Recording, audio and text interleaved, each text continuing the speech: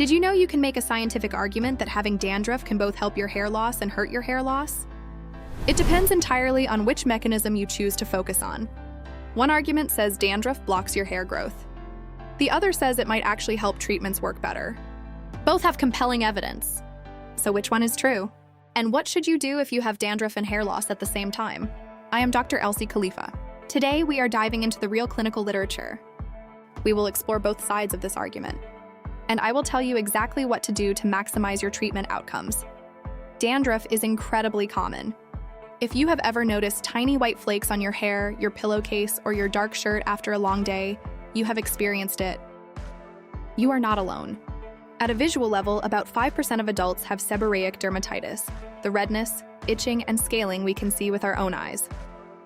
But here is where it gets interesting.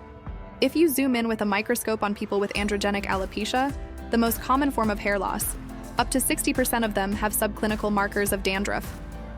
Tiny white scales, yellow flakes, low-grade inflammation invisible to the naked eye, arborizing blood vessels, skin gradient changes. All of these are signs of a scalp that is quietly inflamed. So dandruff is not just common. It is almost universal among people who are losing their hair. You could have dandruff right now and not even know it.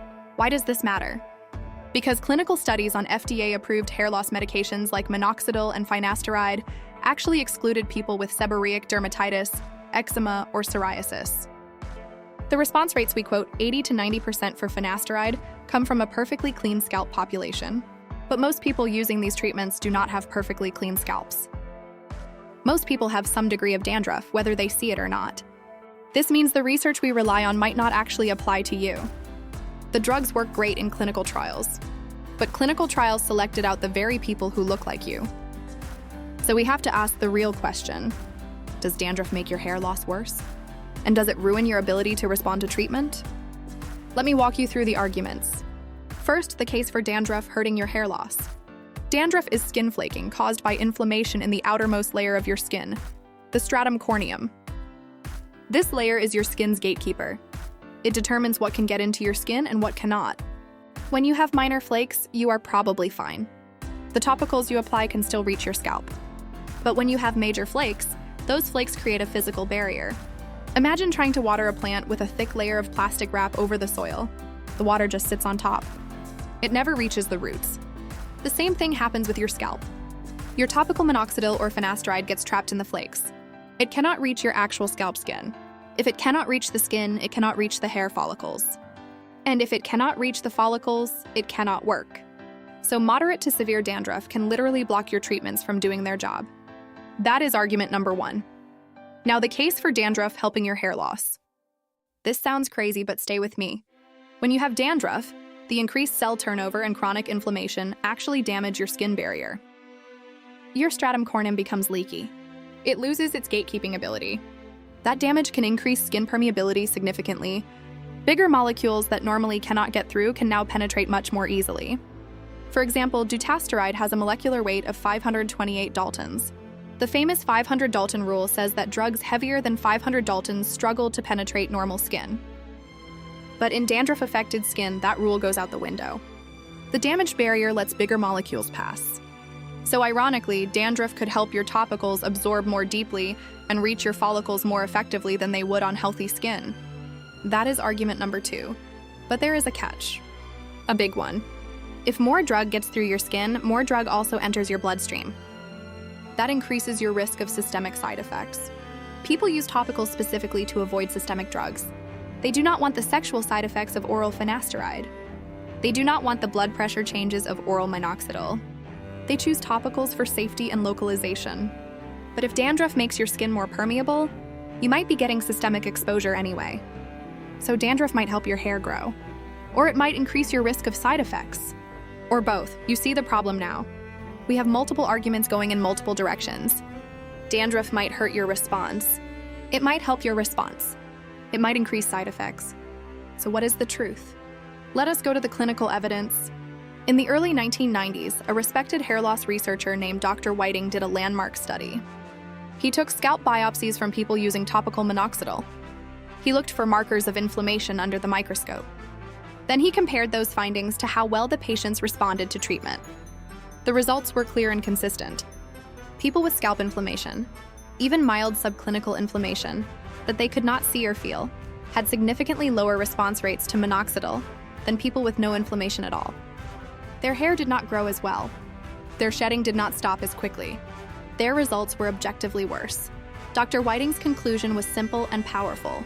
Scalp inflammation hurts your ability to respond to hair loss topicals. Period. Now here is why this matters for you. Dandruff is an expression of scalp inflammation. It is the visible or microscopic flaking caused by that same inflammatory process. So if scalp inflammation hurts your treatment response, and dandruff is a form of scalp inflammation, then dandruff likely hurts your treatment response too. On balance, weighing all the arguments for and against, the evidence suggests that dandruff slightly but significantly worsens your outcomes. It does not help. It hurts. This is why, in my practice, I pay close attention to scalp health before starting any topical treatment. If you have dandruff, your first step is not stronger medication. Your first step is not higher concentration minoxidil. Your first step is fixing the dandruff. Because until you do, you are essentially applying expensive treatments to a barrier that is actively blocking them.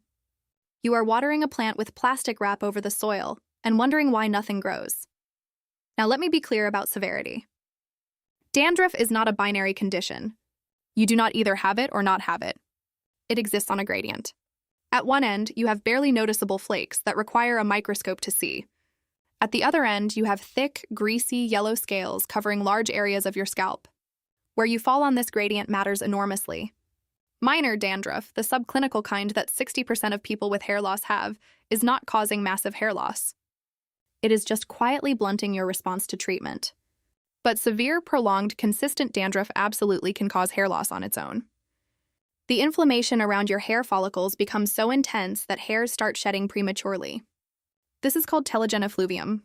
Your follicles are pushed out of the growth phase and into the shedding phase.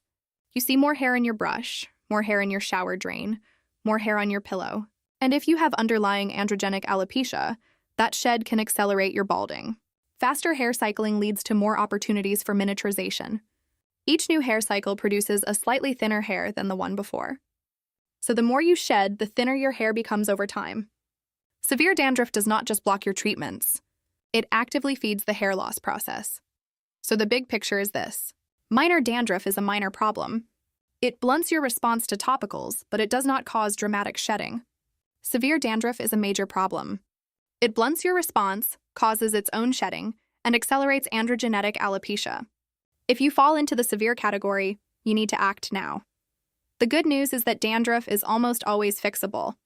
The causes are many, but each can be targeted. First, reactions to topical ingredients. Propylene glycol is a common skin irritant found in many hair loss formulations. It can trigger or worsen dandruff in up to 7% of users. If you are sensitive, switch to propylene glycol-free products. Second, microorganisms. Malassezia is a yeast that lives on almost every human scalp.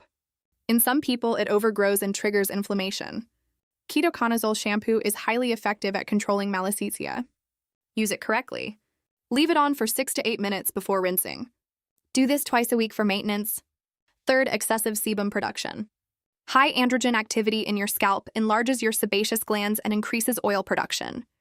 This oil feeds malassezia. Reducing DHT with finasteride or dutasteride can shrink those glands and reduce oil. Fourth, diet and lifestyle. Diets high in dairy and processed foods can change the composition of your scalp oils, making them more appealing to malassezia. Reducing these foods can help. Fifth, autoimmune reactions. Some people have scalp inflammation driven by their own immune system. Topical corticosteroids can calm this quickly. Newer options like Zoryve foam are also effective. When you stack multiple approaches together, you can often make dandruff a problem of the past. Do not feel disheartened if your first attempts to treat dandruff are not a home run. Often that is the case. It takes trial and error. But with persistence, the majority of people can get their scalp healthy again.